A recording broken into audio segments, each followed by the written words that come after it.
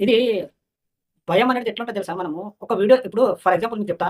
చిన్నగున్నప్పుడు మన స్కూల్‌లో మా సారు స్పీచ్ ఇవ్వమంటే భయమైతుండే మనకు. అప్పుడు స్టార్టింగ్‌లో స్పీచ్ ఇయ్యాలంటే మనకు నన్ను చూసి, నా మాటలు చూసి ఫ్రెండ్స్ వారు నవ్వుకుంటున్నారు, లేదా నన్ను ఎగతాళి చేస్తారేమో అనేది ఒక భయం మాత్రం ఖచ్చితంగా ఉండేది.